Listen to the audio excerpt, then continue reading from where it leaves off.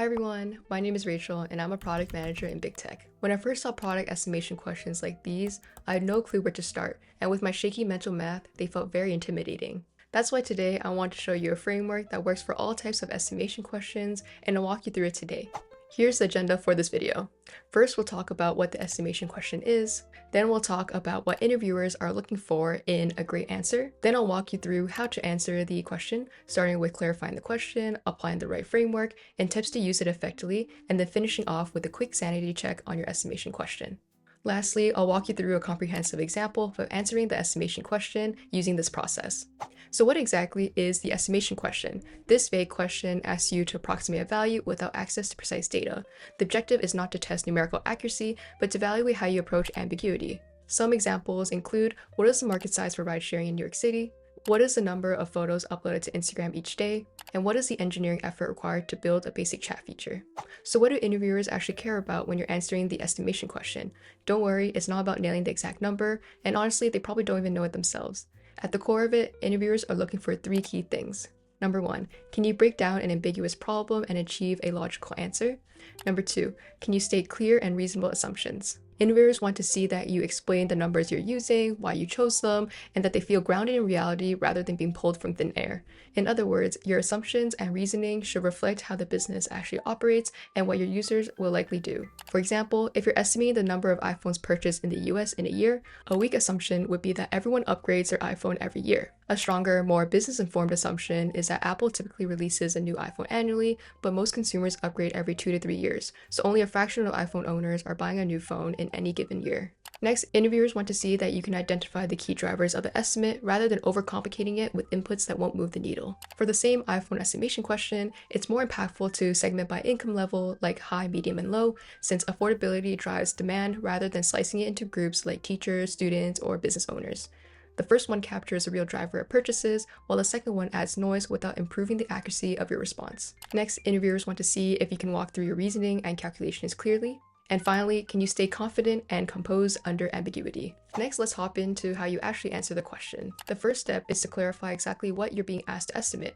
Here are a few categories of clarifying questions to consider, which include scope of the question, time frame of the estimation, defining a user, the specific outcome or metric you're being asked to calculate, and the depth of detail for your answer. If you're not sure about any of them, you should ask before moving forward with the response. Now let's talk about the frameworks. I found that most estimation questions can be approached using one of 5 frameworks, which makes them much easier to tackle and solve. First, we have the top-down approach, which works best when you're estimating the size of a broad market or adoption of a product or service in a region. You begin with a broad population, then narrow it down step by step using clear assumptions until you reach the target group. This method works well when the question is asking about scale at a national or global level. For example, if you were estimating the number of shoes sold in the US each year, you could start with the total population, break it down into children's, women's, and men's shoes, then consider the typical consumption patterns for each group, and finally multiply these rates by the population segments to arrive at your estimate. Next, we have the bottom-up approach. This approach is best when you're estimating transactions, consumptions, or usage for a certain product by starting with individual units, then scaling up. This method is useful when you have a clear sense of individual behavior or average activity and want to project it across a broader market. For example, if you were estimating the annual revenue for coffee shops in New York City, you could start with the average number of customers a single shop serves each day, multiply by the average spend per customer, then scale up by the number of operating days in a year. Finally, you'd multiply that by the total number of coffee shops in the city to reach your estimate. The general rule of thumb is that for the top-down and bottom-up approach, pick the framework that gets you to the target group with the fewest assumptions. Some questions are faster with top-down, while others are faster with bottom-up. For example, if you're asked how many cars are there in the US, the top-down approach is quicker. Start with the total population, apply the percentage of people who own cars, and then factor in the average number of cars per household. But if you're asked how many pizzas are sold in Chicago each year, bottom up gets you there faster. Start with one pizza shop's daily sales, scale by the number of shops, then multiply by days in a year. Next, we have the funnel framework, which works best for questions about user journeys or conversion rates, such as when you want to estimate how many people move from the top of the funnel to the final outcome. This method is especially useful for estimating signups, purchases, or other actions that require users to pass through multiple stages. You want to start with a large initial group, then apply drop-off rates step by step until you reach the target metric. For example, if you were to estimate the number of customers who make a purchase after seeing an online ad, you could begin with the total impressions, apply a click-through rate to see how many people visit the site, website, then apply a conversion rate to determine how many people complete a purchase. Each step narrows the funnel until you arrive at your estimate.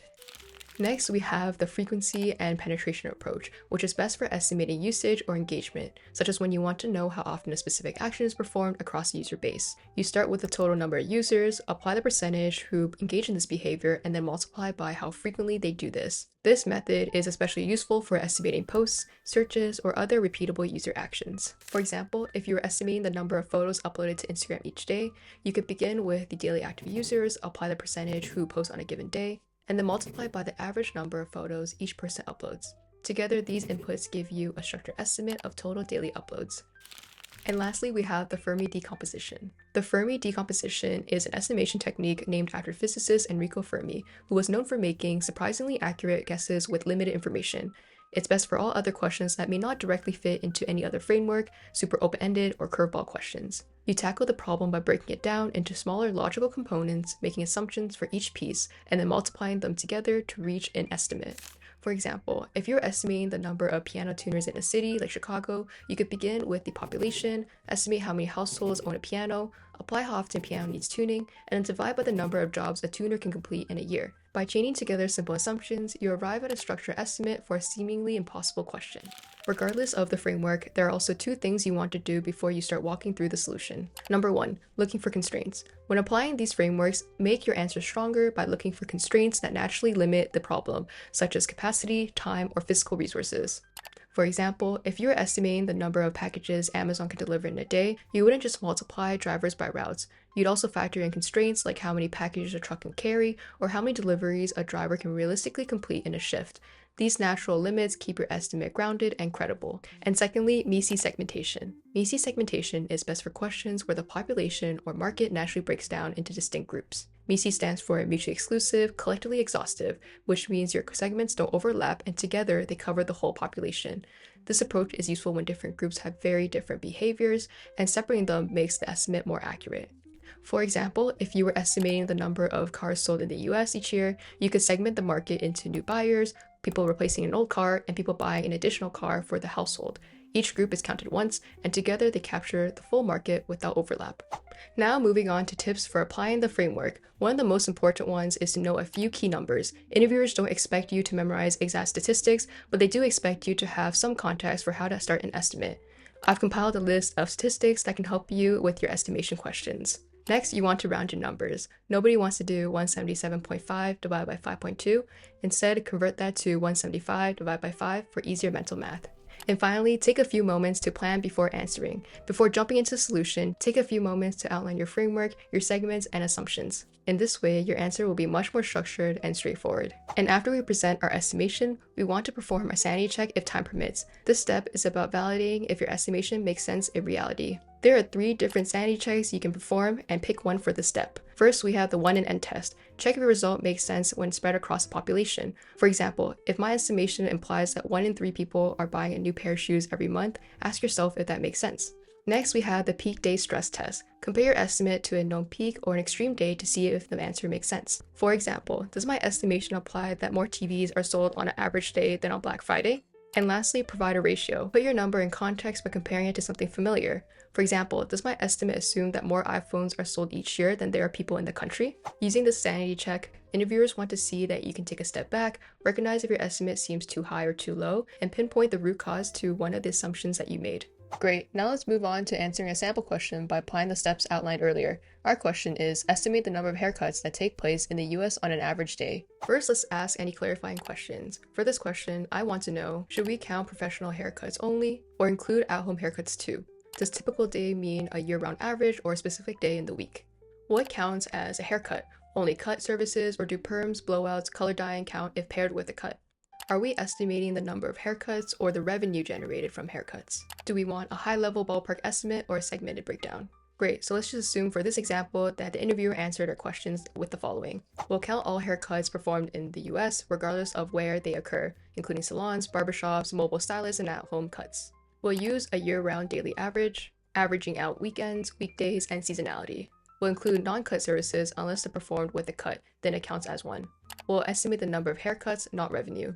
I'll choose the level that best serves the answer. So now we want to decide on a framework from the frameworks that we listed above. From this list, it looks like the how many haircuts happen in the US on a typical day fits the frequency and penetration approach because it's a repeated action across a population. The total users is equal to the number of people in the US, the frequency who will perform the action is the number of folks who get haircuts, and the average frequency is how often they get a haircut. The MECE segmentation also applies here because you can break down the population into distinct groups as adult men, adult women, and children generally have different haircut behaviors. These groups are also mutually exclusive and collectively exhaustive, so we avoid double counting and can estimate each segment separately and sum them up total for the final estimate. First, let's start by assuming that the total US population is 330 million people. Since we want to break down this total population into our three segments, which are children, adult men, and adult women, we'll first start by breaking down the population into children and adults, and then further break down the adult group by sex. We know that children are under the age of 18, which we can assume is about 23% of the population since the average human life expectancy is 78 years old, and 18 divided by 78 is roughly 23% of the population. We can take this percentage and multiply it by 330 million to get a rough estimate of the number of children in the US. Moving on to adults, we know that since children are under the age of 18, adults are the rest of the population, so we can simply take the total population of 330 million and subtract the population of children, which is 76 million, to get roughly 254 million. We'll assume an even 50-50 split between women and men. That gives us about 127 million each, and to make the math a little easier, we'll round that number to 125 million. Now let's move on to calculating the average frequency of haircuts for each segment. When it comes to kids, we can estimate around 6 haircuts per year, or 1 every 2 months. That's about when hair starts to grow out and look untidy. Parents usually want to trim their kids' hair as they cannot manage their hair themselves, and trims reduce tangles, keep hair out of their eyes, and make things easier day to day. For men, we can assume 8 haircuts per year because short hairstyles lose shape quickly. With hair growing about half an inch per month, a trim every 4 to 6 weeks is typical, which averages to roughly 8 cuts annually. For women, we can assume 4 haircuts per year, as women typically have longer styles and tolerate more growth before losing shape. We also want to assume that haircuts are near universal, meaning most people get them. We'll apply a conservative 5% non-participation adjustment rate to accommodate those who don't get haircuts, such as those who have shaved heads, cultural, or medical reasons. I'll multiply the number of haircuts for each segment by 95% to reflect this.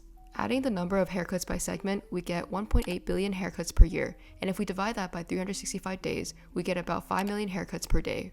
Now, before I present this as my final estimation, I want to do a quick sanity check to see if this number makes sense. I'm going to use the 1 in n test to see 1 in how many people are getting a haircut each day. Then I'll validate if this number seems realistic. If we divide 5 million haircuts by 330 million people, that comes out to roughly 1 in every 66 people getting a haircut each day. To picture that, imagine a college class with about 70 students. That means one person in the class either just got a haircut or is getting one today. That feels a little high, which probably means our estimate of 5 million haircuts a day is also a little bit too high. One reason for that could be that I assumed haircuts are evenly distributed across all adult ages, but that's not really the case. As people get older, especially men, haircuts tend to happen less often because of natural thinning and balding. Instead of assuming that all men get 8 haircuts a year, it's more realistic to split it by age. Men under 40 might get around 8 haircuts a year, but after 40, that number drops closer to 4. So roughly half of men get 8 haircuts a year, while the other half get 4. For women, we can make a similar assumption. Before 40, they might get around 4 haircuts a year, but after 40, that number tends to drop with natural aging. So roughly half of women get about 4 haircuts a year, while the other half get closer to 3. Now that we've adjusted how often men and women get haircuts, we can update our formula to calculate the total number of haircuts per year for these segments. Adding everything up gives us about 1.5 billion haircuts annually. Dividing that by 365 days, we get about 4 million haircuts a day. Running the same sanity check as before, 4 million haircuts divided by 330 million people means roughly 1 in every 83 people get a haircut each day, which feels a lot more reasonable. And that's it for this video. I hope you found it helpful in walking you through how to answer the product estimation question, and with enough practice, these seemingly daunting questions will also be easy to answer.